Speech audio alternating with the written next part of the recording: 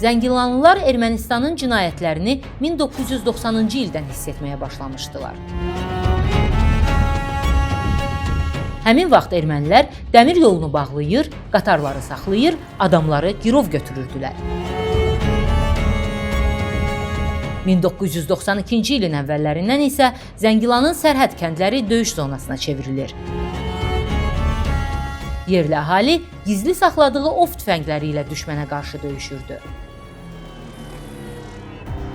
1992-ci ilin bütün yayı Zəngilanın kəndləri və rayon mərkəzi düşmən atəşinə məruz qalır.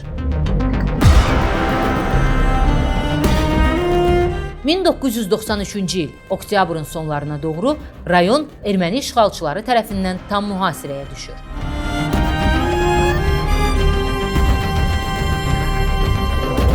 Bundan sonra Zəngilanın təxminən 35 minə yaxın əhalisi İran sərhəddinə Araz çayının kənarına toplaşır. Amma Gürsulu çayı keçmək mümkün deyildi.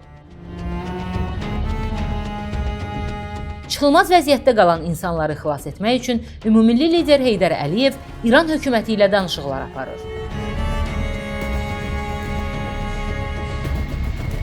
Nəticədə Araz çayı üzərindəki bənddə su bağlanır, Arazın suyu azaldılır və çayın səviyyəsi enir.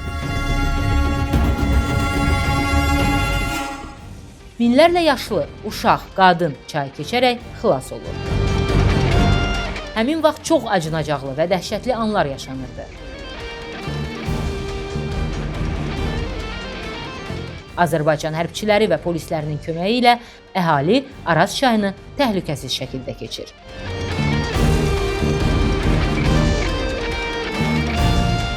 Həmin gərgin günlərdə Ulu Öndərin apardığı danışıqlar nəticəsində razılıq əldə edilməsəydi, Zəngilan əhalisini də Xocalıların aqibəti gözləyirdi.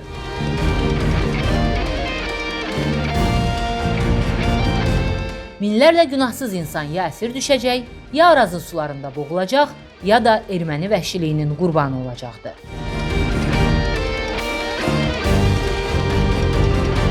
Müzəffər Ali Başkomandan İlham Əliyevin rəhbərliyi ilə 2020-ci il 44 günlük vətən müharibəsi zamanı Zəngilan da erməni işğalından azad edildi. Zəngilan şəhəri və ətraf əraziləri işğaldan azad olunmuşdur.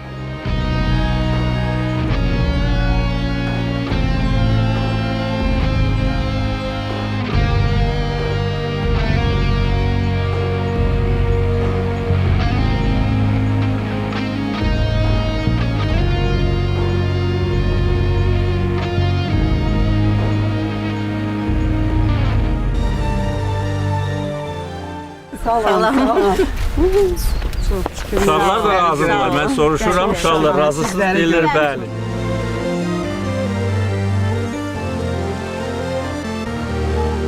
Bugün dədə-baba yurduna qayıdan Zəngilanlılar həyatlarına qaldıqları yerdən davam edirlər.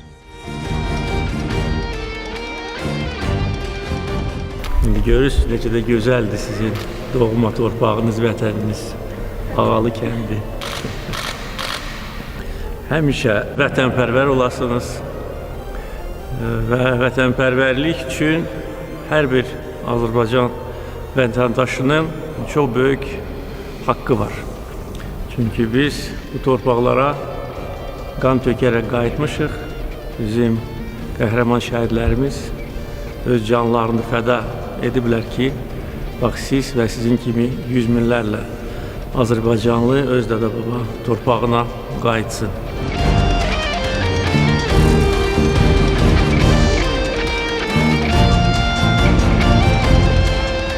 Şükür Tanrı'ya, o qədər buranın arzusundaydık, o qədər buranın doğasındaydıq. Allah'ın şükür. Sayəsində biz torpaqlarımızda yaşayırıq, çox gözəl. Biz mütləq qaydacıyıq. Girməzdik, çox Deyirdim ki, qaydacıyıq öz doğma torpağımıza. Allah köməyiniz. İndi burada yaşayırıq. Sağ olun, salamat qalın. Yaşayın.